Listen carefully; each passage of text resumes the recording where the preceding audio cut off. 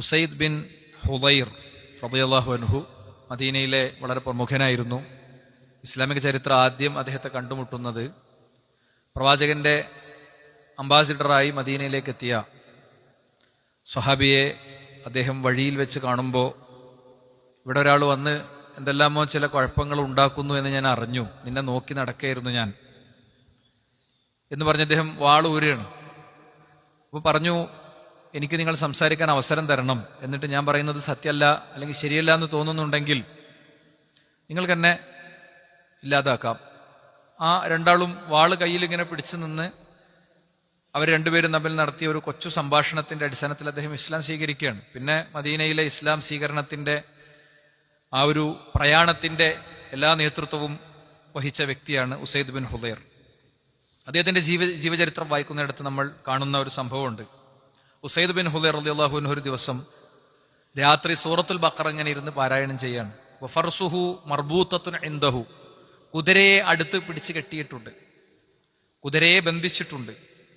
അങ്ങനെ അദ്ദേഹം ഓതുമ്പോൾ കുതിര നിന്നിങ്ങനെ അതിന്റെ രണ്ട് കാലുകളും പൊക്കി ഇങ്ങനെ ചാടും ആകാശത്തേക്ക് നോക്കിയിട്ട്.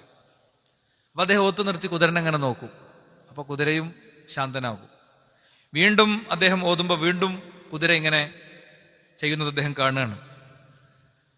അങ്ങനെ അദ്ദേഹം ഓത്തൊക്കെ നിർത്തി പ്രവാചകൻ സല്ലല്ലാഹു അലൈഹി വസല്ലം തങ്ങളുടെ അടുത്ത് ചെന്നിട്ട് പറഞ്ഞു, നബി, എന്റെ വീട്ടിൽ നിന്ന് ഇങ്ങനെ ഒരു അനുഭവം ഉണ്ടായി. ഞാൻ സൂറത്തുൽ ബഖറ ഓതുമ്പോൾ കുതിരക്കൊരു വല്ലാത്ത പ്രതികരണം, അതിങ്ങനെ അതിന്റെ കാലുകൾ ഉയർത്തി അതിങ്ങനെ ആകാശത്തേക്ക് എന്തെല്ലാമോ കാണിച്ചു കൂട്ടുന്നത് എനിക്ക് എന്റെ ശ്രദ്ധയിൽപ്പെട്ടു എന്ന് പറഞ്ഞപ്പോൾ പ്രവാചകൻ പറഞ്ഞു, അദ്ദേഹത്തോട് പറഞ്ഞു, തിൽക സക്കീന തനസ്സലത് ലിൽ ഖുർആൻ, അത് അല്ലാഹു സുബ്ഹാനഹു വ തആല സക്കീനത്തിനെ, സമാധാനത്തെ ഇറക്കിയതാണ്. എന്നിട്ട് ഒരു വാചകം കൂടി അദ്ദേഹം പറഞ്ഞു, ഫറഫഅതു റൗസി ഇല സമാ, കുതിര ഇങ്ങനെ കാണിക്കുന്നത് കണ്ടപ്പോൾ ഞാൻ ആകാശത്തേക്കൊന്ന് നോക്കി. ഫൈദ മിസ്ലു ദുല്ല ഫിഹ അംസാലുൽ മസാബിഹ്, ഒരുപാട് വിളക്കുകൾ ഇങ്ങനെ മേഘക്കീറുകൾക്കിടയിൽ തെളിഞ്ഞു കത്തും പോലെ എനിക്ക് ഫീൽ ചെയ്തു. ഞാൻ അങ്ങനെ അവിടുന്ന് ഇറങ്ങി. പിന്നെ ഞാൻ നോക്കുമ്പോൾ ഓത്തൊക്കെ നിർത്തി. പിന്നെ ഞാൻ നോക്കുമ്പോൾ അത് കാണാനുമില്ല എന്ന് പറഞ്ഞപ്പോൾ അള്ളാഹുവിന്റെ റസൂൽ സ്വല്ലല്ലാഹു അലൈഹി വസല്ലം അദ്ദേഹത്തിന് ഒരു മറുപടിയും കൂടി കൊടുത്തു. തിൽക്കൽ മലായിക ദനത്തിൽ സൗത്തിക്, നിന്റെ പാരായണം കേട്ട് ഇറങ്ങി വന്ന മലക്കുകളാണത്. വലൗ ഖറഅത ല അസ്ബഹത് യൻദുറു അന്നാസു ഇലൈഹ ലാ തതവാറ മിൻഹും, നീ ഓത്തു തുടർന്നിരുന്നുവെങ്കിൽ മദീനയിലെ അങ്ങാടിയിലെ മനുഷ്യർ അത് കാണുമായിരുന്നു എന്നാണ്. അപ്പൊ നമ്മൾ കയ്യിലെടുക്കുന്ന ഖുർആനിന്റെ പാരായണത്തിന്റെ ശക്തിയാണ് ഈ പറയുന്നത്. നമ്മൾ ഖുർആൻ എടുത്ത് പാരായണം ചെയ്യുമ്പോൾ ചുറ്റിലും ഒരുപാട് സംഭവങ്ങൾ നടന്നുകൊണ്ടിരിക്കുന്നുണ്ട്. ചുറ്റിലും ഒരുപാട് സംഭവങ്ങൾ. ആ ഓത്തിന്റെ അർഹതയിലും അവസരത്തിലും മനസ്സിലുമാണ് സംഭവിക്കുന്നതെങ്കിൽ, ഞാൻ ഉൾപ്പെടെ നമ്മളൊക്കെ ഓതുമ്പോൾ നമ്മൾ പല ഗഫലത്തിലേക്കും പോകും. നമ്മൾ തൂങ്ങിയുറങ്ങും. നമ്മളൊരു ജുസ് തീർന്നു കിട്ടാൻ വേണ്ടി കഷ്ടപ്പെടുകയാണ്. മഹാരഥന്മാരായ പണ്ഡിതന്മാർ 60 തവണയൊക്കെ ഖുർആൻ റമദാനിൽ ഓതി പൂർത്തിയാക്കി, 30 തവണ പൂർത്തിയാക്കി,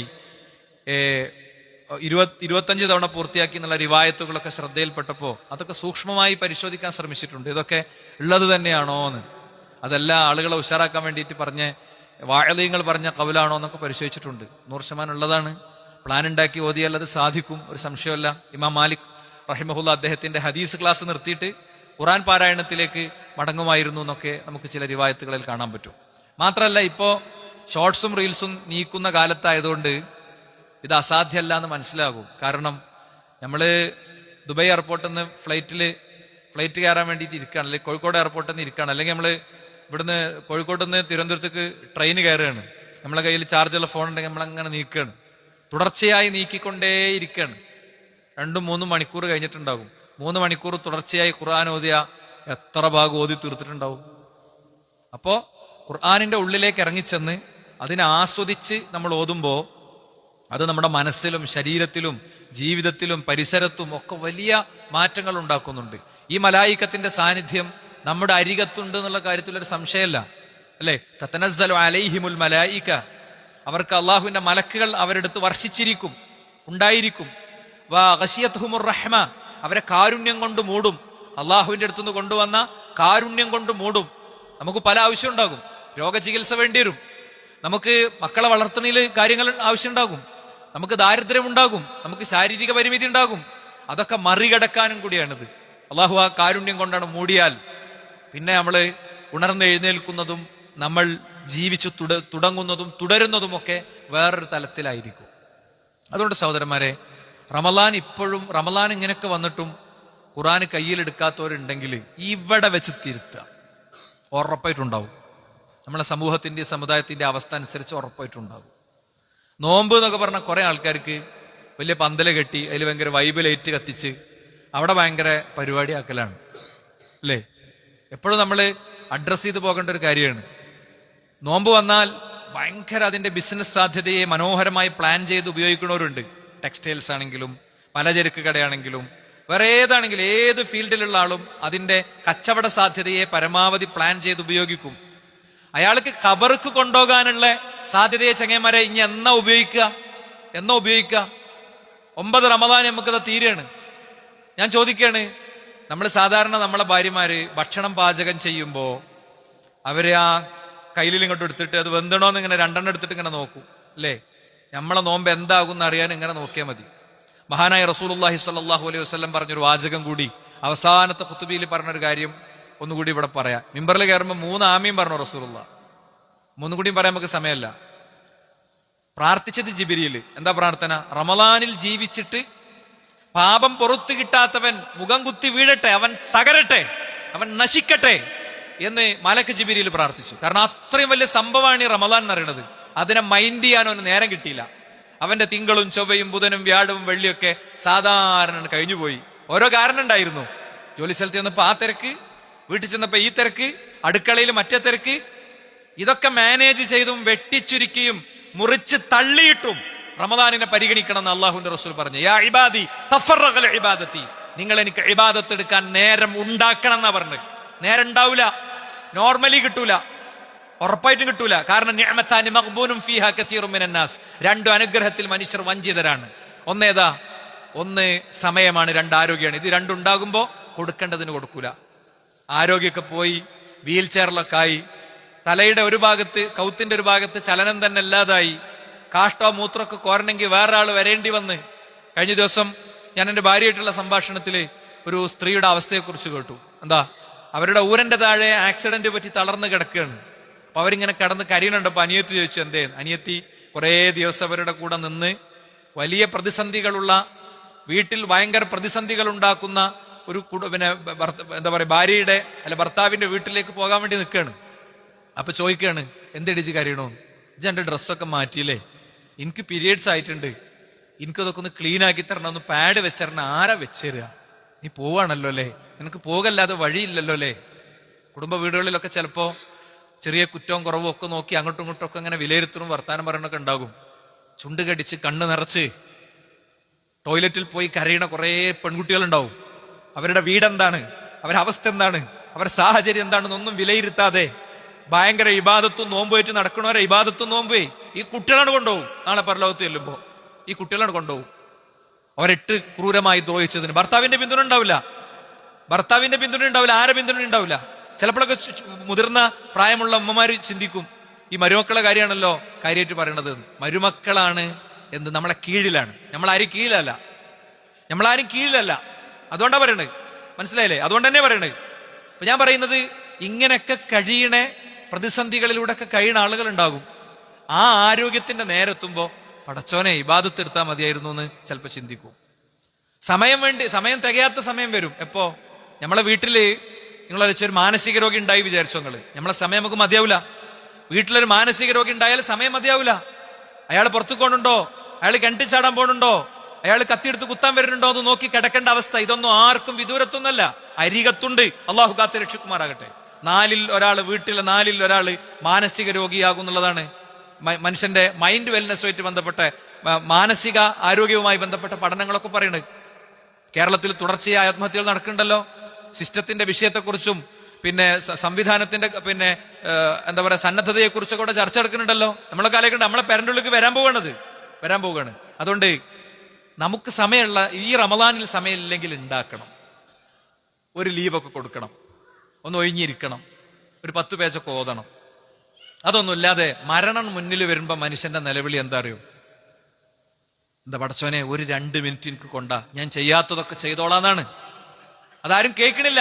മക്കളും ഡോക്ടറും നേഴ്സൊന്നും കേൾക്കണില്ല അയാൾ അവസാനിക്കുമ്പോ, പക്ഷെ അയാൾ അത് ഓർത്ത് വിളിക്കുന്നുണ്ട് എന്നാണ്, അയാളുടെ ആത്മാവ് നിലവിളിക്കുന്നുണ്ട് എന്നാണ്. അല്ലാഹു സുബ്ഹാനഹു വ തആല അങ്ങനത്തെ ദുരന്തത്തെ നമ്മളെ കാത്ത് രക്ഷിക്കുമാറാകട്ടെ. അതുകൊണ്ട് സഹോദരന്മാരെ, ഞാൻ ആദ്യം ഇവിടെ പറഞ്ഞു വെച്ച സംഭവത്തിൽ നിന്ന് പഠിക്കേണ്ട എന്താ അറിയോ? നമ്മളൊരു പേജ് ഖുർആൻ ഓതുമ്പോൾ ചുറ്റിലും സംഭവിക്കുന്ന മഹാകാര്യങ്ങളത്. കിളികളും പക്ഷികളും പ്രാണികളും ഒക്കെ, ആ പല്ലില്ലേ, അതല്ലെങ്കിൽ അപ്പുറത്തേക്കണ കൂറല്ല, അതൊക്കെ ഒന്ന് ശ്രദ്ധിക്കുന്നുണ്ട്. അവർക്കൊക്കെ ഇതിന്റെ ഒരു തലം കിട്ടുന്നുണ്ട്. അത്രയും ശക്തമാണ് ഖുർആൻ. ലൗ നസ്സൽനാ ഹാദൽ ഖുർആന അലാ ജബലിൻ, പർവ്വത ശിഖരത്തിലാണ് ഇത് ഇറക്കിയിരുന്നതെങ്കിൽ, ഹറാമും ഹലാലും പർവ്വതത്തിനായിരുന്നെങ്കിൽ ആ പർവ്വതങ്ങൾ പോലും കീഴടങ്ങുമായിരുന്നു എന്ന ഖുർആന്റെ പ്രയോഗം. അതെന്തുകൊണ്ട് നമ്മളിൽ സംഭവിക്കുന്നില്ല എന്ന് ചോദിച്ചു കഴിഞ്ഞാല്, ഈ ഖവാരിജുകളുടെ വിഷയം പറയുന്നിടത്ത് പ്രവാചകൻ സ്വല്ലല്ലാഹു അലൈഹി വസല്ലം ഉപയോഗിച്ചൊരു വാക്കുണ്ട്, യഖറഊനൽ ഖുർആന ലാ യുജാവിസു ഹുലൂഖഹും ഔ ഹനാജിറഹും. ഖുർആൻ അവരുടെ ചുണ്ടറ്റത്ത് നിന്നൊരിക്കലും അവരുടെ നെഞ്ചിൻ കൂട്ടിലേക്ക്, അവരുടെ തൊണ്ടയിലേക്ക് അത് ഇറങ്ങുന്നില്ല എന്ന ഖുർആന്റെ റസൂലുള്ളാഹിന്റെ പ്രയോഗം. നമ്മളെ സ്വാധീനിച്ച ഏത് ആയത്താണുള്ളത്? ഓർമ്മയിൽ വരുന്നുണ്ട് ഏതെങ്കിലും ആയത്ത്? ഒരായത്തിന്റെ സ്വാധീനത്തിൽ നമ്മൾ എന്തെങ്കിലും ഒന്ന് ചെയ്തത് അല്ലേ? ഒരായത്തിന്റെ സ്വാധീനത്തിൽ ഗാന്ധിജി ഉമർ ബിൻ ഖത്താബ് റളിയല്ലാഹുവിനെ കുറിച്ച് പറഞ്ഞതും നബിനെ കുറിച്ച് പറഞ്ഞതും ഒക്കെ നമ്മൾ വല്ലാതെ പറയും. OV വിജയൻ പ്രവാചകനെ കുറിച്ച് പറഞ്ഞതും അനാഥകളോടുള്ള സംഭവമൊക്കെ പറയും. മൈക്കൽ എച്ച് ഹാർട്ട് അദ്ദേഹത്തിന്റെ ദ 100ൽ 1ാമത് പ്രവാചകനെ കൊണ്ടുവന്ന് നമ്മൾ പറയും അല്ലെ?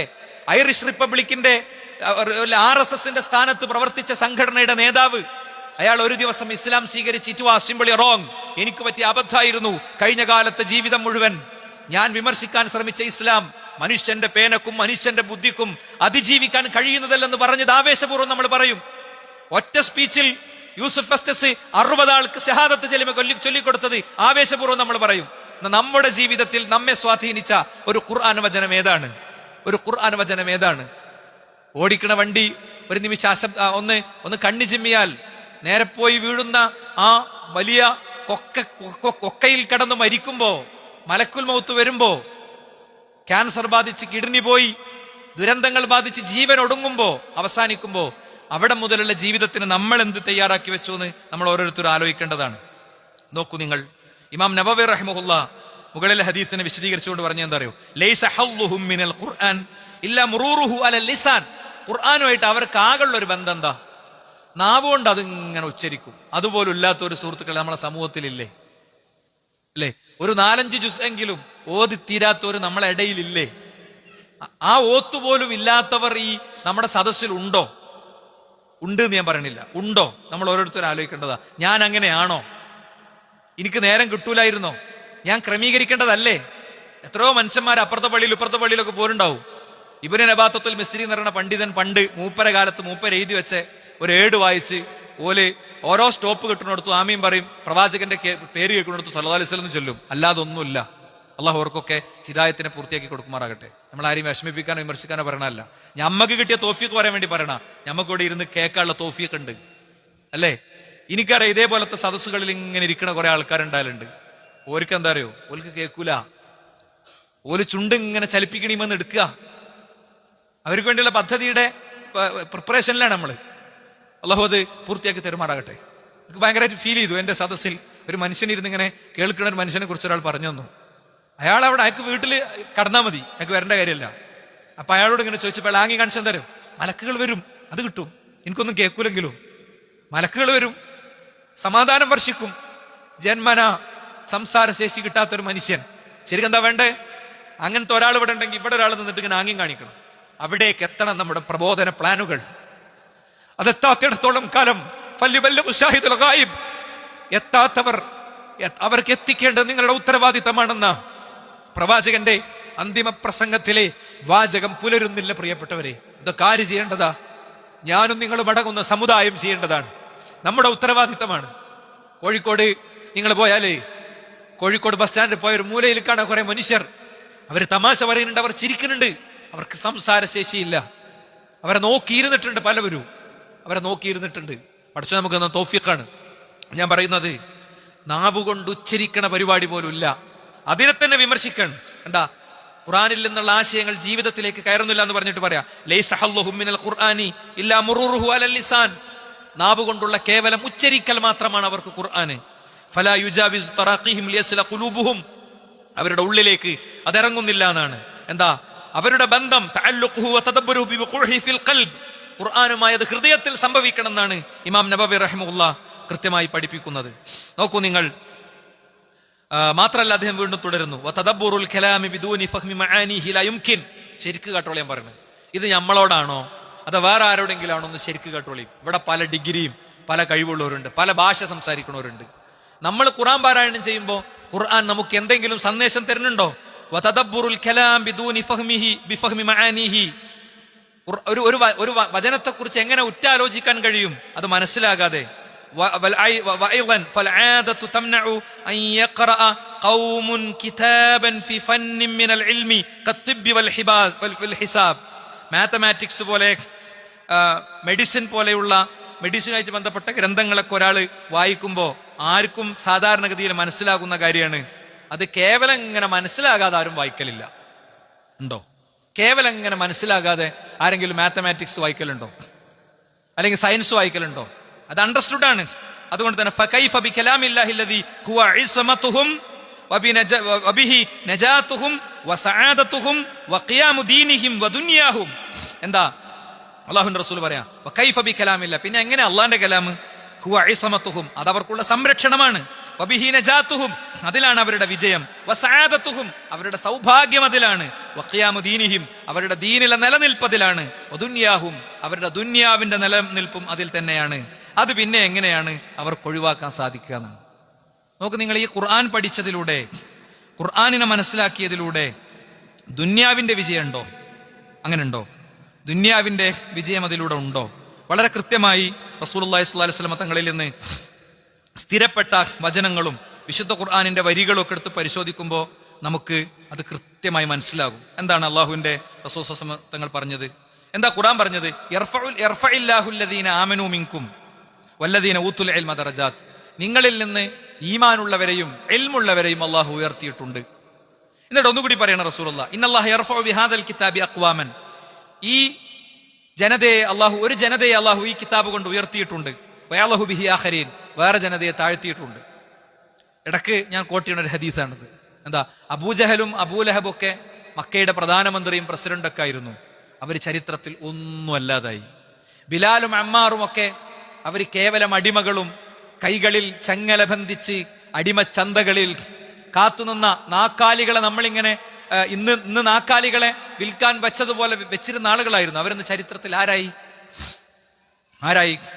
ഈ സംഭവം എപ്പോഴാ പറയണമെന്നറിയോ? ഉമർ ഇബ്നുൽ ഖത്താബ് റളിയല്ലാഹു അൻഹു അദ്ദേഹത്തിന്റെ ഒരു ഗവർണറെ, ഒരു നാട്ടിലെ ഗവർണറെ, യമൻ ദേശത്തോ മറ്റുള്ള ഒരു ഗവർണറെ കഅബാലയത്ത് കണ്ടു. അദ്ദേഹം ഉംറക്ക് വന്നപ്പോൾ. അപ്പൊ ഇവിടെ വാന്നറിഞ്ഞു. അവിടുത്തെ കാര്യക്ക് ആരെ ഏൽപ്പിച്ച്? നീ ഇവിടെ കാണുന്നുണ്ടല്ലോ. അദ്ദേഹം പറഞ്ഞു, ആളെ പേര് പറഞ്ഞപ്പോൾ ഉമർ ഇബ്നുൽ ഖത്താബ് ചോദിച്ചു, അദ്ദേഹം നമ്മുടെ കൂട്ടത്തിൽ അടിമയായിരുന്നല്ലോ. അതെ, അദ്ദേഹം നമ്മുടെ കൂട്ടത്തിൽ അടിമയായിരുന്നു. അപ്പൊ ഈ സോഷ്യൽ മീഡിയയിൽ ഇസ്ലാമും അടിമത്വവും ഭയങ്കര സംഭവമായിട്ട് ഇങ്ങനെ ചർച്ച ചെയ്തത് കേട്ട് ഞെട്ടിയ കുറച്ച് ആൾക്കാരുണ്ടാവും. ഓല് വെള്ളിയാഴ്ച ഒന്ന് വന്നെന്ന് രണ്ടിന്റെ സംസാരിച്ചിട്ട് പോയാൽ മതി കേട്ടോ. അതിന്റെ പേരിൽ I am an ex Muslim എന്നൊക്കെ പറയുന്ന ഭയങ്കര സാധുക്കളുണ്ട്. ഞങ്ങൾ കേട്ടോളി, ബാക്കി സംഭവം കേട്ടോളി. അല്ലെ നമ്മുടെ കൂട്ടത്തിൽ അടിമയായിരുന്നല്ലോ, അടിമച്ചന്തയിൽ വിൽപ്പന ചരക്കാക്കി വെച്ച ഇന്ന് നമ്മുടെ നാട്ടിലെ എന്താ പറയാ, ആടിനെയും മാടിനെയും വിൽക്കുന്നതിലേറെ മോശമായി വിറ്റിരുന്ന ആ ചന്തയിലെ വ്യക്തി, അയാളെയാണ് ഗവർണർ ആ നാട്ടിൽ നിന്ന് പോരുമ്പോൾ അവിടുത്തെ ഫുൾ ചാർജ് കൊടുക്കണേ. അപ്പോഴാണ് ഉമർ ഖത്താബ് റളിയല്ലാഹു അൻഹു പറഞ്ഞത്, ഇന്നല്ലാഹ യർഫഉ ബിഹാദൽ കിതാബി അഖ്വാമ. ഈ ഗ്രന്ഥത്തെ കൊണ്ട് അള്ളാഹു ഒരു ജനതയെ ഉയർത്തും. കണ്ടില്ലേ ഉയർത്തിയത്? ദുന്യാവിൽ ഉയർത്തും. സുഹൃത്തുക്കളെ, ഇനി ഞാൻ നിങ്ങൾക്ക് വേറൊരാളെ പറഞ്ഞുതരാം. ആരറിയോ? അതാ ബിൻ അബി റബാഹ് റഹിമഹുല്ലാഹ്. അദ്ദേഹത്തെ പറ്റി പറയാണ്, കാന അസ്വദ, അദ്ദേഹം കറുത്ത ആളായിരുന്നു. അഅ്വറ, അദ്ദേഹം കോങ്കണ്ണനായിരുന്നു. അഫ്തസ, അദ്ദേഹത്തിന് ഇങ്ങനെ മൊത്തം അദ്ദേഹത്തിന്റെ ഇങ്ങനെ മുന്നിലേക്ക് കണ്ണിങ്ങനെ തെറിച്ചു നിൽക്കുന്ന ആളായിരുന്നു. അദ്ദേഹം വിരൂപിയായിരുന്നു. ജീവിതത്തിന്റെ അവസാനമായപ്പോൾ തന്നെ ഉള്ള കണ്ണിന്റെ കാഴ്ച അത് പോകുകയും ചെയ്തു. അങ്ങനത്തെ വ്യക്തിയായിരുന്നു. അങ്ങനെ ഒരു ദിവസം അദ്ദേഹത്തിന്റെ ഉമ്മ അദ്ദേഹത്തിന് ഒരു ഉപദേശം കൊടുക്കും. എല്ലാവരും അദ്ദേഹത്തെ ഇങ്ങനെ കളിയാക്കും. അദ്ദേഹത്തെ എല്ലാവരും ഇങ്ങനെ കളിയാക്കും. എല്ലാവരും അദ്ദേഹത്തെ കളിയാക്കിയപ്പോ, രൂപത്തിന്റെ പേരിൽ കളിയാക്കിയപ്പോ ഉമ്മ അദ്ദേഹത്തിന് കൊടുത്ത ഉപദേശം എന്താ അറിയോ? മോനെ, ഉമ്മാന്റെ കുട്ടി ദീന് നല്ലോണം പഠിച്ചോ, ഖുർആന് നല്ലോണം പഠിച്ചോ. ഖുർആന് നല്ലോണം പഠിച്ച ആളുകളെ അള്ളാഹു ഉയർത്തുന്നതാണ്. അള്ളാഹു അദ്ദേഹത്തെ ഉയർത്തി എന്ന് മാത്രമല്ല, പിന്നെ അദ്ദേഹത്തിന്റെ സ്ഥാനം എവിടെ എത്തിയെന്നറിയോ? കാന ഇമാമം ഫി തഫ്സീരി വൽ ഫിഖ്ഹി വൽ മനാസിക്. ഇസ്ലാമിക കർമ്മശാസ്ത്രത്തിലും തഫ്സീറിലും അദ്ദേഹം ഇമാമിയങ്ങളുടെ സ്ഥാനത്തേക്ക് ഉയർന്നു എന്നാണ്. ഇമാമിയങ്ങളുടെ സ്ഥാനത്തേക്ക് ഉയർന്നു എന്ന് അദ്ദേഹത്തെ കുറിച്ച് രേഖപ്പെടുത്തിയത് കാണാം. ഇബ്നു അബ്ബാസ് റളിയല്ലാഹു അൻഹു ആരാ? ഇബ്നു അബ്ബാസ് റളിയല്ലാഹു അൻഹു ജനിച്ചപ്പോ അള്ളാഹുവിന്റെ പ്രവാചകൻ ആ കുട്ടിയുടെ തലയിൽ കൈവച്ചിട്ട് അള്ളാഹുവേ ഈ കുട്ടിനെ നീ ഖുർആനിൽ നല്ല അറിവുള്ള ആളാക്കണേ എന്ന് പ്രാർത്ഥിച്ചു. അതുകൊണ്ട് അബൂബക്കറും ഉമർ റളിയല്ലാഹു അൻഹുമാ രണ്ടുപേരും ജീവിക്കണ കാലത്ത് പോലും ഖുർആനിൽ ഏറ്റവും മഹാപണ്ഡിതന്മാരിൽപ്പെട്ട ആളായിരുന്നു വെറും 9 വയസ്സ് 10 വയസ്സായ അബ്ദുല്ലാഹി ഇബ്നു അബ്ബാസ് റളിയല്ലാഹു അൻഹു. ആ ഇബ്നു അബ്ബാസ് റളിയല്ലാഹു അടുത്ത് ആളുകളെ ഇൽമും ചോദിച്ചു തന്നപ്പോ മക്കാരെ ഇൽമും ചോദിച്ചു തന്നപ്പോ പറയാ, അവിടെ ആരുണ്ട്? അവിടെ അത്താ ഇല്ലേ? നിങ്ങൾ അത്തായിനോട് ചോദിക്കുക ഇൽമ്. അത്തായിന്റെ അടുത്താണ് ശരിക്കും ഇൽമുള്ളത് എന്നാ. ആരാ? കാഴ്ചയിൽ ഒന്നും അല്ലാത്ത വിരൂപിയായ ആൾക്കൂട്ടത്തിൽ ഒരു പ്രസക്തനുമല്ലാത്ത വ്യക്തിയെ ഈ വട്ടത്തൂരിലെ മിമ്പറിൽ പറയിപ്പിച്ച സത്യം ഖുർആനിന്റെ കൂടെ യാത്ര ചെയ്തതാണ്. ഇനി നിങ്ങൾ നോക്ക്, സൽമാനുൽ ഫാരിസി റളിയല്ലാഹു അൻഹു. സൽമാനുൽ ഫാരിസി അതിനെ കുറിച്ച് അദ്ദേഹം തന്നെ പറഞ്ഞിട്ട്, കുൻതു റജുലൻ ഫാരിസിയൻ മിൻ അഹ്ലി അസ്ബഹാൻ. ഇസ്ബഹാൻ ദേശത്തെ ഒരു പേർഷ്യൻ നാട്ടിലെ ഒരു വ്യക്തിയായിരുന്നു ഞാൻ. എൻ്റെ വീട്ടിലെ അവസ്ഥ എന്തായിരുന്നു? ഞാൻ എൻ്റെ ഗോത്രത്തിന്റെ അഗ്നിക്ക് കാവലിരിക്കുന്ന ആളായിരുന്നു. അവർ ആരാധിച്ചിരുന്ന അഗ്നി ഒരിക്കലും കെടാതെ സൂക്ഷിക്കുന്ന ഉത്തരവാദിത്വം എനിക്കായിരുന്നു. അങ്ങനെ ഒരിക്കൽ എൻ്റെ ഉപ്പയുടെ എൻ്റെ ഉപ്പരാവശ്യത്തിന് വേണ്ടി ഞങ്ങളുടെ മലമുകളിലുള്ള ദേശത്ത് നിന്ന് അടിവാരത്തിലേക്ക് എന്നെ പറഞ്ഞയച്ചു. അപ്പൊ ഞാൻ എന്ത് ചെയ്തു? ഞാൻ ചെന്നപ്പോ ഞാൻ ക്രിസ്ത്യാനികളുടെ ഒരു കനീസ കണ്ടു, ഒരു ചർച്ച് കണ്ടു. ആ ചർച്ചിൽ നിന്ന് പല ശബ്ദവും കേട്ടപ്പോ ഞാൻ അങ്ങോട്ട് കയറി ചെന്ന് നോക്കിയപ്പോ എനിക്ക് തോന്നി ഇതാണ് എനിക്കുള്ള മതം. അങ്ങനെ ആ മതം ഞാൻ സ്വീകരിച്ചു. അതറിഞ്ഞ എൻ്റെ വാപ്പന്റെ കയ്യിലും കാലിലും ചങ്ങലയിട്ട് എന്നെ റൂമിലടച്ചു.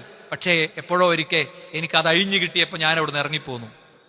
നമുക്ക് മനസ്സിലാക്കിയ സത്യം സ്വീകരിക്കാൻ അത്ര പണിയൊന്നുമില്ല സഹോദരന്മാരെ, ഉണ്ടോ? നമുക്ക് ആകെയുള്ള പ്രശ്നം എന്താ? അയലോകത്തോർ എന്തു പറയും? നാട്ടുകാരെന്തു പറയും? എന്നെ സാമ്പത്തികമായിട്ട് സഹായിച്ച കുറച്ച് ആൾക്കാരുണ്ട്, ഓലോട് എന്തു പറയും? ഇതൊക്കെ ഈ കണ്ണും കാതും കൽബും ഹൃദയവും ഇത് മുഴുവൻ തന്ന പടച്ചോനോട് എന്ത് പറയുന്നുള്ള വിഷയമല്ല, അല്ലേ? ആസ്വാദനത്തിന് വേണ്ടി കയ്യിലേക്ക് മറ്റേ സാധനം ഇട്ട് പൊട്ടിച്ച് ചുണ്ടത്ത് വെക്കുമ്പോഴും വൈബ് എന്നുള്ള പേരിൽ സുഹൃത്തുക്കളുടെ കൂടെ എല്ലാ തോന്നിയാസം കാട്ടിക്കൂട്ടുമ്പോഴും തന്ന ശ്വാസം അപ്പോഴും റബ്ബ് തരുന്നുണ്ട്, 1 രൂപ ചെലവില്ലാതെ. ആ റബ്ബ് നമുക്ക് അവിടെ പ്രശ്നമല്ല. അദ്ദേഹം പറയാ, അഴിഞ്ഞു കിട്ടിയ ചെങ്ങലയിൽ നിന്ന് ഉതറി ഓടി ഓടി ഞാൻ എന്ത് ചെയ്തു? ഒരു പണ്ഡിതന്റെ അടുത്തെത്തി. അങ്ങനെ ആ പണ്ഡിതന്റെ അടുത്ത് ഞാൻ എത്തിയപ്പോ ആ പണ്ഡിതൻ മരിക്കാൻ നേരത്തെ എന്നോട് പറഞ്ഞു, യാ ബുനയ്യ വല്ലാഹി മാ അലമു അഹദൻ അലാ മാ കുന്ന അലൈഹി വല്ലാഹി മാ അലമു അഹദൻ അലാ മാ കുന്ന അലൈഹി വലകിന്നഹു ഖദ് അദല്ലക സമാനുൻ നബിയ്യുൻ യുബഅസു ബിദീനി ഇബ്രാഹീമ യഖ്റുജു ബി അർളിൽ അറബ്. എന്താ മോനെ, ഞാൻ നിന്നോടൊരു കാര്യം പറയാം. ഞാനും നീയുമുള്ള ഈ സത്യം ഇതുള്ള വേറെ ഒരുപാട് ആളുകളുണ്ടോന്നൊന്നും എനിക്ക് പറയാൻ പറ്റൂല. പക്ഷേ ഒരു നബി വരാനായിട്ടുണ്ട്. ബൈബിളിലെ പരാമർശങ്ങളൊക്കെ നോക്കിയിട്ട് എനിക്ക് മനസ്സിലാകണത് ഒരു നബി വരാനായിട്ടുണ്ട്. അദ്ദേഹം അറബികളെ കൂട്ടത്തിൽ നിന്നാ വരിക. നീ അറേബ്യൻ ദേശം തേടിപ്പോയിക്കോ, നിന്റെ കുഞ്ഞുകാലുകളിൽ നീ യാത്ര തുടങ്ങിക്കോ. വഴിതരണികളെ താണ്ടി, ഗ്രാമങ്ങളെ താണ്ടി, മലകളെ താണ്ടി, മനുഷ്യരെ താണ്ടി, നിന്നെ തേടിയിറങ്ങിയ ഗുണ്ടകളെ താണ്ടി നീ നിന്റെ യാത്ര തുടങ്ങിക്കോ. നിനക്ക് ഞാൻ തിരിച്ചറിയാൻ 3 അടയാളം പറഞ്ഞുതരാ. 1, അദ്ദേഹം സ്വതക്ക സ്വീകരിക്കൂല, സകാത്ത് സ്വീകരിക്കൂല. 2, അദ്ദേഹം ഹദിയ സ്വീകരിക്കും. 3, അദ്ദേഹത്തിന്റെ ഈ കത്തുഫിൽ ഇവിടെ ഈ തോളത്ത് തട്ടം മാറുമ്പോ നിനക്ക് പ്രവാചകത്വത്തിന്റെ മുദ്ര കാണാൻ പറ്റും. സൽമാൻ പറഞ്ഞ കുട്ടി പായാണ്, നഗ്നബാധനായി അവൻ യാത്ര തുടരുകയാണ്. തൗഹീദിനെ കിട്ടാൻ, ലാ ഇലാഹ ഇല്ലല്ലാഹ് അറിയാൻ, ആത്യന്തിക സത്യം മനസ്സിലാക്കാൻ ഒരു 10 മീറ്റർ ദൂരത്തേക്ക് പോണ്ടി വരുന്നില്ലേ നമുക്ക്? ഉണ്ടോ? നമ്മുടെ വിരൽ തുമ്പിലുണ്ട്. എന്ത് സംശയം ഉണ്ടെങ്കിലും ആ സംശയത്തിന്റെ ഉത്തരം, വൈജ്ഞാനിക ഉത്തരം നമ്മുടെ മുന്നിലുണ്ട്. ലാ ഇലാഹ ഇല്ലല്ലാഹു തിരിച്ചറിഞ്ഞതിന് ശേഷം ആത്മാർത്ഥമായി നിലനിൽക്കാൻ പറ്റിയവരാണ് നമ്മളെങ്കിൽ ഈ ഇരിക്കണ സദസ്സൊന്നൊരു അൽഹംദുലില്ലാഹ് പറഞ്ഞോളി. അല്ലാഹു സുബ്ഹാനഹു വ തആല നമുക്ക് നിലനിർത്തി തരുമാറാകട്ടെ. മാത്രല്ല, ഈ റമളാനിൽ എടുക്കേണ്ട തീരുമാനമാണ്. അറിഞ്ഞ സത്യങ്ങൾക്ക് കൂടെ നിന്ന് തുറന്ന് പബ്ലിക്കായി വരാനുള്ള ധൈര്യം നമ്മൾ കാണിക്കണം. അതാണ് സൽമാന്റെ കുഞ്ഞുകാലുകളിൽ അവന് മരുഭൂമി താണ്ടിയുള്ള യാത്രയിലെ ഓട്ടത്തിൽ നിന്ന് പഠിക്കേണ്ടത്. അങ്ങനെ ഓടി എത്തുമ്പോ ഒരു അറേബ്യൻ ഗോത്രത്തെ കണ്ടു. അറേബ്യയിലേക്ക് പോണ ഒരു ടീമിനെ കണ്ടു. അവരോട് സംസാരിച്ചു, അവരെ കൂടെ കൂട്ടി. പക്ഷേ അവർ ചതിയന്മാരായ ജൂത വിഭാഗത്തിൽപ്പെട്ട ആളുകളായിരുന്നു. അവരെന്ത് ചെയ്തു? ഞങ്ങൾക്കൊരു യുദ്ധത്തിൽ നിന്ന് കിട്ടിയതാണ് ഇവനെ എന്ന് പറഞ്ഞിട്ട് മാർക്കറ്റ് കൊണ്ടേ കൊടുത്തു. സ്വതന്ത്രനായ അയാളെ പിടിച്ചിട്ട് മാർക്കറ്റ് കൊണ്ടേ കൊടുക്കാൻ അന്നത്തെ അറബികളുടെ മര്യാദ സമ്മതിക്കൂല, നമ്മൾ ഓർക്കണം. അവരോട് പറഞ്ഞു, കള്ളം പറഞ്ഞു, ഒരു യുദ്ധം കഴിഞ്ഞ് വരികയാണ്, ഇവനെ കിട്ടിയതാണ്. ഇവനെ ചങ്ങല കയ്യിൽ ബന്ധിച്ച് സൽമാൻ നിൽക്കുമ്പോഴൊക്കെ സൽമാന്റെ കണ്ണുകളിൽ ആ പ്രവാചകനെ തെരയുകയായിരുന്നു. സൽമാന്റെ മനസ്സ് അറേബ്യയിൽ വരാനിരിക്കുന്ന സത്യത്തിന്റെ വെളിച്ചത്തെ അന്വേഷിക്കുകയായിരുന്നു. അങ്ങനെ ഒരു ദിവസം സൽമാന് ഒരാൾക്ക് വിറ്റു. വിറ്റ വ്യക്തിയുടെ വീട്ടിൽ ജോലി ചെയ്യുമ്പോൾ സൽമാൻ പ്രവാചകനെ ഐഡന്റിഫൈ ചെയ്ത് വരികയാണ്. എന്നിട്ട് ഒന്നും പറഞ്ഞില്ല, കയ്യിൽ കൊണ്ടുവന്നിട്ട് സ്വതക്ക കൊടുത്തു. സക്കാത്ത്, ഇത് സക്കാത്താണെന്ന് പറഞ്ഞു. നിരീക്ഷിച്ചു. സക്കാത്ത് നബി ഇങ്ങനെ എല്ലാവർക്കും ഓഹരി വെച്ചു കൊടുത്തു, ചുണ്ടിലേക്ക് വെച്ചില്ല. അടുത്ത ദിവസം സൽമാൻ വീണ്ടും വന്നു. എന്നിട്ട് ഇത് നിങ്ങൾക്കുള്ള ഹദിയാണെന്ന് പറഞ്ഞു. ഹദിയ കൊടുത്തു. അപ്പൊ അദ്ദേഹം അതിന് ആദ്യം കഴിച്ചു, പിന്നെ എല്ലാവർക്കും കൊടുത്തു. അപ്പോ തന്റെ ഗുരുവായ മഹാപണ്ഡിതന്റെ വാക്കുകൾ അദ്ദേഹം ഓർത്തു. പതിഞ്ഞിരുന്നു. പ്രവാചകന്റെ തോളിൽ നിന്ന് തട്ടം വീഴുന്നത് കാത്തിരുന്നു. അപ്പോ പ്രവാചകത്വത്തിന്റെ മുദ്ര കണ്ടു. പ്രവാചകന്റെ അരികിലേക്ക് ചെന്നു, പ്രവാചകനെ ചേർത്ത് പിടിച്ചു, ഷഹാദത്ത് ചൊല്ലി. അപ്പോഴാണ് നബി അദ്ദേഹത്തിന്റെ വിവരമൊക്കെ ചോദിക്കുന്നത്. നബിയെ, ഞാൻ ഇന്ന ആളുടെ അടിമയാണെന്ന് പറഞ്ഞു. പ്രവാചകൻ പറഞ്ഞു, നിന്റെ മുതലാളിയോട് അടിമത്തത്തിന്റെ മോചനത്തിന്റെ കരാർ എഴുതിക്കോ.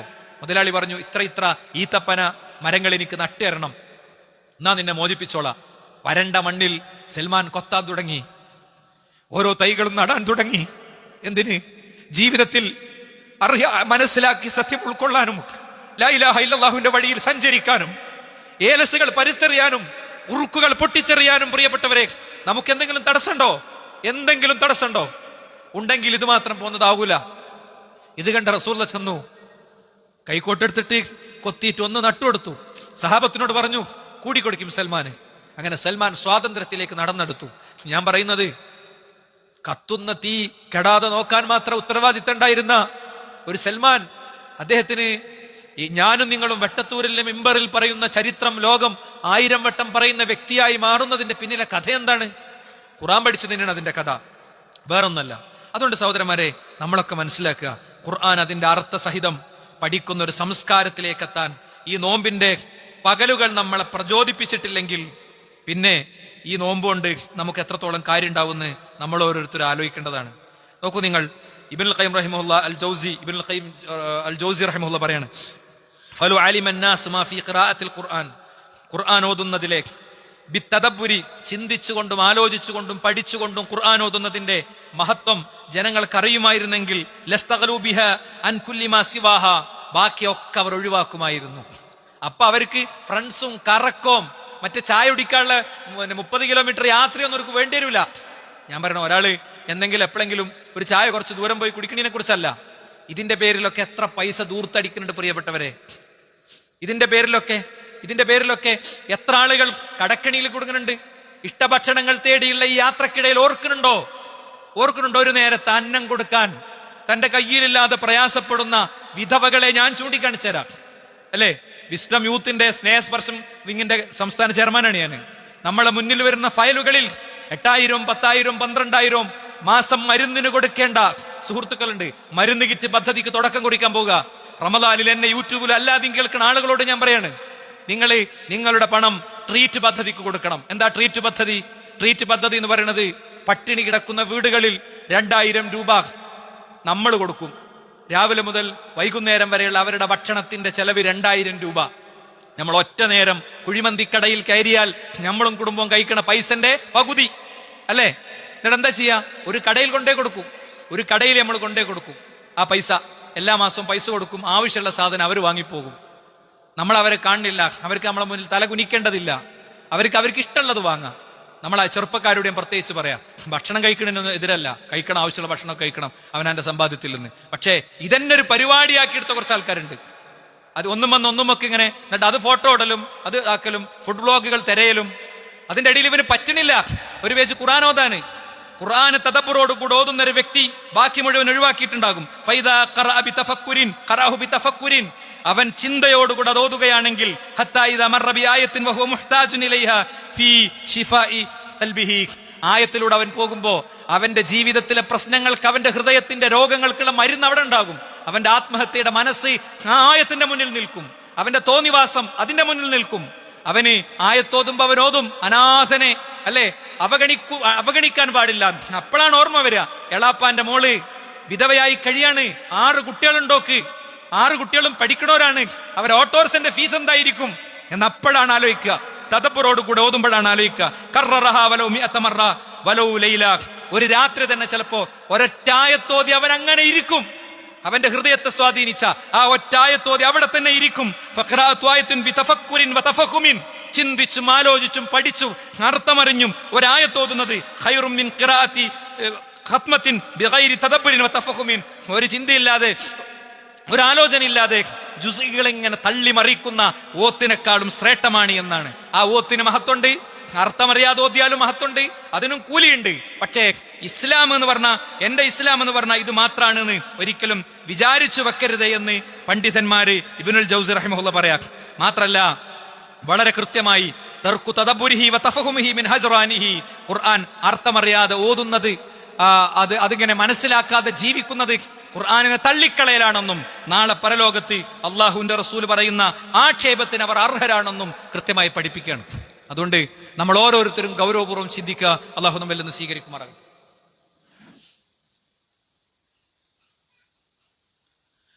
അൽഹംദുലില്ലാഹ് വസ്സലാത്തു വസ്സലാമു അലാ റസൂലില്ലാഹ് വഅലാ ആലിഹി വസഹബിഹി അജ്മഈൻ. അമ്മാ ബഅദ്. സർട്ടാവും സംരക്ഷകനുമായ റബ്ബിനെ ജീവിതത്തിന്റെ എല്ലാ മേഖലയിലും കാത്തു സൂക്ഷിക്കണേ എന്ന് എല്ലാ സത്യവിശ്വാസികളെയും സത്യവിശ്വാസികളെയും ഉണർത്തുകയാണ്, ഉത്ബോധിപ്പിക്കുകയാണ്. നമ്മളൊരു 29 മുതൽ 33 മിനിറ്റ് വരെയാണ് സാധാരണ ഖുത്ബ പറയാറുള്ളത്. റമദാൻ ആയതുകൊണ്ട് ഞാനൊരു 4-5 മിനിറ്റ് അധികം എടുക്കുന്നുണ്ട്. ഇൻഷാ അല്ലാഹ് റമദാൻ കഴിഞ്ഞാൽ നമ്മൾ ഒരു 30 മിനിറ്റിലേക്ക് 29 മിനിറ്റിലേക്ക് തന്നെ ചുരുക്കും ഇതിനില്ല. ഞാൻ ഇവിടെ പറഞ്ഞ കാര്യത്തിന്റെ പ്രായോഗികമായ സംഗതി കൂടി ഈ ഒരു സമയത്തൊന്ന് പറയാൻ ശ്രമിക്കുകയാണ്. പ്രായോഗികമായി നമുക്ക് ഇതിനെ എങ്ങനെ ചെയ്യാൻ കഴിയുമെന്നാണ് പറയുന്നത്. ഞാൻ നിങ്ങൾക്കൊരു ആപ്പ് പരിചയപ്പെടുത്തുകയാണ്. ജമീൽ എന്നാണ് ആപ്പിന്റെ പേര്. ഇതാ ഇങ്ങനെ ഇവിടെ ഞാൻ ടാബിലായതുകൊണ്ട് ഒരു പക്ഷേ സദസ്സിലിരിക്കുന്നവർ കാണുന്നുണ്ടാവും. കണ്ടോ, ഇതാ ഇവിടെ ഒരു കളറുണ്ട്, ജമീൽ എന്ന് അടിച്ചു കൊടുത്താൽ കിട്ടും. ഇത് ജസ്റ്റ് നിങ്ങളൊന്ന് തുറന്നാൽ ഇതിലിങ്ങനെ ഖുർആൻ ഇങ്ങനെ സ്ക്രോൾ ചെയ്ത് ഫുൾ സൂറത്ത് കിട്ടും. ഇതിലൊരു ജസ്റ്റ് ഒരു സൂറത്ത് തൊട്ടാൽ നിങ്ങൾക്ക് 2-3 ഇതാ ഇങ്ങനെ അർത്ഥം മാത്രമുള്ള റീഡിംഗ് മോഡുണ്ട്. അതേപോലെ തന്നെ മറ്റൊരു റീഡിംഗ് മോഡ് ഇതിലുള്ളത് തൊട്ട് ഇങ്ങനെ വെറും ആയത്ത് മാത്രമുള്ളതുണ്ട്. ഇനി വേറൊന്ന് ഇങ്ങനെ ഖുർആനിന്റെ രൂപത്തിലുള്ളതുണ്ട്. അതോടൊപ്പം ഇതിൽ തഫ്സീർ വായിച്ചു പോകുമ്പോൾ തന്നെ ഒരായത്തിന്റെ തഫ്സീർ നമുക്ക് കിട്ടണമെങ്കിൽ തഫ്സീർ ഉള്ളതും നമുക്കുണ്ട്. ഓരോന്നും ഓരോ ആയത്തും കഴിയുമ്പോൾ അതിന്റെ തഫ്സീർ ഇങ്ങനെ വിശദമായ തഫ്സീർ, ഇത് 4 വോള്യങ്ങളിൽ ഒരു 5000-10,000 പേജെങ്കിലുമുള്ള തഫ്സീറിനെ ഒരു 1 GB പോലും, ഒരു എന്താ പറയാ, ഒരു 2 MB പോലും ഇല്ലാത്ത വലുപ്പത്തിലേക്ക് ആക്കി തന്നിരിക്കുകയാണ്. മാത്രല്ല ഓരോ ആയത്ത് നമുക്ക് പ്ലേ ചെയ്യാൻ പറ്റും. ഈ ആപ്പ് നിങ്ങൾ എടുത്തു നോക്കി കഴിഞ്ഞാൽ ഇതിൽ ഇഷ്ടംപോലെ 10,000-കണക്കിന് പ്രഭാഷണങ്ങളുണ്ട്. നമുക്ക് ഇഷ്ടമുള്ള ആളുടെ സ്പീച്ചർ കൊടുത്താൽ മതി. മാത്രമല്ല ഇതിൽ സക്കാത്ത് കാൽക്കുലേറ്റർ ഉണ്ട്. നമ്മളെ വരുമാനം കൊണ്ട് അടിച്ചു കൊടുത്താൽ എത്ര സക്കാത്ത് കൊടുക്കേണ്ടതെന്ന് കിട്ടും. അതേപോലെ തന്നെ ഇതിൽ നമ്മളെ നോമ്പിന്റെ ട്രാക്കർ ഉണ്ട്, നമ്മൾ ഓരോന്നും ചെയ്യുന്നത്. ഇങ്ങനെ ഒരുപാട് സംരംഭങ്ങളുള്ള ഒരു സംവിധാനമാണ്. ഇതിൽ അദ്കാർ വിൻഡോ ഉണ്ട്. ഇതിന്റെ താഴ്ഭാഗത്തുണ്ടോ വീഡിയോ, ഓഡിയോ, ഡോക്യുമെന്റ്സ് ഉണ്ട്. അവസാനം അദ്കാർ ഉണ്ട്. അദ്കാർ എവിടെയാണെങ്കിലും നമുക്ക് അപ്പ വേണ്ട ദിക്കർ അപ്പ നോക്കി ചൊല്ലാം. അത്രയും നല്ലൊരു സംവിധാനം ഉണ്ട്. അതേപോലെ തന്നെ മറ്റൊന്നാണ് പീസ് റേഡിയോ. റമദാനിൽ നമ്മളെ വണ്ടിയിൽ ചെറിയൊരു ഓഡിയോ വെച്ചാൽ, ഓഡിയോക്കുള്ള സംവിധാനം വെച്ചാൽ ഇസ്ലാം നമ്മൾ പഠിച്ചിരിക്കും സഹോദരന്മാരെ. ഇസ്ലാം നമ്മൾ പഠിച്ചിരിക്കും. അത്ര ഇന്ന് ദീനി പഠനത്തിന്റെ സാധ്യത തെളിഞ്ഞു വന്നിരിക്കുകയാണ്. ഇനി അന്നൂർ എന്ന് പറഞ്ഞൊരു ഖുർആൻ പഠന സംരംഭമുണ്ട്. 10,000-കണക്കിന് മനുഷ്യർ പഠിക്കുന്ന സംരംഭമാണ്. 10,000-കണക്കിന് ഞാൻ അക്ഷരാർത്ഥത്തിൽ പറഞ്ഞാണ്. ഇതൊക്കെ നമുക്ക് നമ്മളെ വിചാരണ നേരത്ത് പടച്ചോൻ കൊണ്ടുവന്ന് കാണിച്ചു തരും, ഒരു സംശയമില്ല. മാത്രമല്ല ഇവിടെ എല്ലാ തിങ്കളാഴ്ചകളിലും ഖുർആൻ പഠനം നടക്കുന്നുണ്ട്. ഒരു 45 മിനിറ്റ് മാക്സിമം. ഇതാ വരുന്നിട്ടൊപ്പ വരാന്ന് പറയുന്ന നേരം കൊണ്ട് വന്നിരുന്ന് കേട്ട് പോകാവുന്നതേ ഉള്ളൂ. ഈ ആഴ്ച പക്ഷെ ഞായറാഴ്ചയാണ്, ഈ ഒരൊറ്റ ആഴ്ച. നോമ്പ് തുറക്കാൻ വീട്ടിലൊന്നും ഉണ്ടാക്കണ്ട, എല്ലാവരോടും വന്നാൽ മതി. ഒറ്റ കാര്യം വേണ്ടു, ഞാൻ വരുന്നുണ്ട്, ഞങ്ങൾ എത്ര ആളുണ്ടാവും, കുട്ടികൾ എത്ര ആളുണ്ടാവും, മുതിർന്നവർ എത്ര ഉണ്ടാവും എന്ന് ഇവിടുത്തെ ഏതെങ്കിലും ഒരു ഭാരവാഹിനോട് ഇപ്പോഴോ നേരിട്ടോ അല്ലാതെ ഒറ്റ ഒരു മെസ്സേജോ ഒരു കണ്ടു ഉറപ്പുവരുത്തിയാൽ അത്രേ ഉള്ളൂ. നമ്മളെന്താ അങ്ങനെ പറയാൻ കാരണം, ഇത് പഠിക്കാൻ സംവിധാനം ഉണ്ടാക്കൽ നമുക്ക് ഫറലാണല്ലേ കുറ്റം കിട്ടും. അതുകൊണ്ടാണ് ഈ പറയണത്. ഇങ്ങനെ സംരംഭം വേണമെന്നുള്ളതുകൊണ്ടാണ് ഇവിടെ പള്ളി മേലേക്ക് നമ്മൾ സംവിധാനം എടുക്കുന്നത്. ഇതേപോലെ മദ്രസ ഒക്കെ നമുക്ക് അത്രയും ഫറലായിട്ടുള്ള കാര്യമാണ്. അതുകൊണ്ട് സഹോദരന്മാരെ, നമ്മൾ ഇത്തരം കാര്യങ്ങൾ വളരെ ഗൗരവപൂർവ്വം ശ്രദ്ധിച്ച് മുന്നോട്ട് പോകണമെന്ന് ഓർമ്മപ്പെടുത്തുകയാണ്. കഴിഞ്ഞ ആഴ്ച ഞാൻ പറഞ്ഞതുപോലെ വളരെ പ്രസക്തമായ 2 കാര്യങ്ങൾക്കാണ് ഇന്നത്തെ കളക്ഷൻ നമ്മൾ എടുക്കുന്നത്. ഒന്ന്, ഈ ഖുർആന് സമൂഹത്തെ പഠിപ്പിക്കാനുള്ള ഒരു സംഘത്തെ ഉണ്ടാക്കാനുള്ള ഒരു കോളേജ് ഇവിടെ എടത്തനാട്ടിൽ നടക്കുന്നുണ്ട്. ആൺകുട്ടികളുടെ കോളേജാണ്. കഴിഞ്ഞ ദിവസം ഞാൻ അവിടെ ഇഫ്താറിന് പോയിരുന്നു. നല്ല മിടുക്കന്മാരെ കുട്ടികളാണ്. ഫുൾ ഫ്രീ ആണ് അവിടുത്തെ എക്സ്പെൻസ്. ആ കോളേജിന് വേണ്ടിയാണ് നമ്മൾ 2 ബക്കറ്റ് വെച്ചിട്ടുണ്ട് കേട്ടോ. 2 ഇടാൻ പറ്റിയ ആളുകൾ 2 ഇടുക, അല്ലെങ്കിൽ കുറച്ചാണെങ്കിൽ 2 ഇടുക കേട്ടോ. ഒന്നാമത്തെ അതാണ്. ഇനി അടുത്ത ആഴ്ച നമ്മൾ ഇതേപോലെ ജാമിയ അൽ ഹിന്ദ് എന്ന് പറഞ്ഞ നമ്മളെ സ്ഥാപനത്തിന്റെ 1 രൂപ പോലും കുട്ടികളോട് വാങ്ങാതെ ദീന് പഠിപ്പിക്കണേ. അത് വൈജ്ഞാനികമായിട്ടൊക്കെ ഭയങ്കര ലെവലിലുള്ളൊരു സ്ഥാപനമാണ്. അതിന്ന് പഠിച്ച കുട്ടികൾ ഇന്ന് ജേർണലിസ്റ്റുകളുണ്ട്, അഡ്വക്കേറ്റ്സ് ഉണ്ട്, സൈക്കോളജിസ്റ്റുകളുണ്ട്, പിന്നെ വ്യത്യസ്ത മേഖലകളിൽ ഹാഫിളീങ്ങളായ ധാരാളം ഗ്രന്ഥങ്ങൾ മനപ്പാടല്ല. നമ്മൾ ഖുർആൻ മനപ്പാടാക്കുന്നതിനെ കുറിച്ചല്ല പറയണ്ടേ, പക്ഷേ ഗ്രന്ഥങ്ങൾ മനപ്പാടുള്ള കുട്ടികളടക്കമുണ്ട്. അപ്പൊ ഒന്ന്, നമ്മൾ ഇന്നത്തെ കളക്ഷൻ എടത്തനാട്ടുകരയിലെ കോളേജിന് വേണ്ടിയാണ്. രണ്ട്, CH സെന്ററിന് വേണ്ടിയാണ്. CH സെന്റർ എന്താന്ന് ഞങ്ങൾക്ക് പറഞ്ഞിട്ടുണ്ടല്ലോ. നമുക്ക് അടുത്തൊരാഴ്ച ഇതിന് വെക്കാനില്ലാത്തത് കൊണ്ടാണ് അതുകൂടി ഇതിന്റെ കൂട്ടത്തിൽ വെച്ചത്. എല്ലാ വർഷവും CH സെന്ററിനെ നമ്മൾ സഹായിക്കലുണ്ട്. പാവപ്പെട്ട രോഗികളുടെ എന്താ പറയാ, ഒരുക്കൊന്ന് സ്വസ്ഥമായിട്ട് ഉറങ്ങാനുള്ള വേദനാ സംഹാരിന്റെ വേദന ഗുളികന്റെ പൈസ കൊടുക്കണേ, മൂത്രം പോകാനുള്ള ട്യൂബിന്റെ പൈസ കൊടുക്കണേ. അതുകൊണ്ട് റമദാനിലെ സ്വതക്കക്ക് വലിയ മഹത്വമുണ്ട്. നമ്മുടെ അടുത്ത് കൊണ്ടുവന്നത് മുഴുവൻ അവിടേക്കാണ് എടുത്തിട്ടാലേ എന്താ അറിയോ, പാട്ടച്ചോൻ അത് കാണും. നമ്മൾ അള്ളാഹ്ക്ക് കൊടുത്ത ഒരു പൈസ പരലോകത്ത് തരാന്ന് മാത്രമല്ല പഠിച്ചോൻ പറഞ്ഞത്, ദുന്യാവത്തിന് അത് തിരിച്ചു കിട്ടും. എഴുതി ചൊല്ലിങ്ങൾ ഞാൻ പറയണേ. ദീനിന്റെ മാർഗത്ത് കൊടുത്ത പൈസയാണോ അത് നമ്മളെ ലാഭമായിട്ട് അക്കൗണ്ടായിട്ട് തിരിച്ചുകൊണ്ട് വരും, അതൊന്നും നഷ്ടപ്പെടൂല. പക്ഷെ നിയ്യത്ത്, ഖാലിസായ നിയ്യത്ത് വേണം. അതുപോലെ 5 ആൾ വന്നതുകൊണ്ട് 50,000 ആരും കാണൂല്ലെങ്കിൽ 5 റുപ്യ, ആ മനസ്സല്ല. നമ്മൾ ഇഖ്ലാസോടെ ഈ ബക്കറ്റിൽ ഇടുന്ന പൈസ ആരും കാണാത്ത പൈസയാണ്. അതുകൊണ്ട് അതിനെ ആത്മാർത്ഥമായിട്ട് സഹകരിക്കുക. വലിയ ബക്കറ്റ് നമ്മൾ വെച്ചത് നമ്മളെ കോളേജിന് വേണ്ടിയാണ്, ചെറിയ ബക്കറ്റ് വെച്ചത് നമ്മളെ CH സെന്ററിന് വേണ്ടിയാണ്. രണ്ടിലും എന്തിനാ അങ്ങനെ പറഞ്ഞതെന്ന് വെച്ചാൽ, രണ്ടിലും ഇടുമ്പോൾ നീയത്ത് ഇങ്ങനെ ഇട്ട് കൊടുക്കലല്ല, നീയത്ത് ഉള്ളുന്ന നീയത്ത് ഉണ്ടാക്കിയിട്ട് അതിലിടാൻ വേണ്ടിയിട്ടാണ്. അല്ലാഹു സുബ്ഹാനഹു വ തആല നമ്മുടെ പാപങ്ങൾ പുറത്തു തരുമാറാകട്ടെ. ലാ ഇലാഹ ഇല്ലല്ലാഹുവിന്റെ വഴിയിൽ സഞ്ചരിക്കാനുള്ള തൗഫീഖ് നമുക്ക് പ്രദാനം ചെയ്യുമാറാകട്ടെ. ജീവിതത്തിന്റെ എല്ലാ മേഖലയിലും റബ്ബിനെ സൂക്ഷിക്കുന്നവരെല്ലാം നമ്മെ ഉൾപ്പെടുത്തുമാറാകട്ടെ.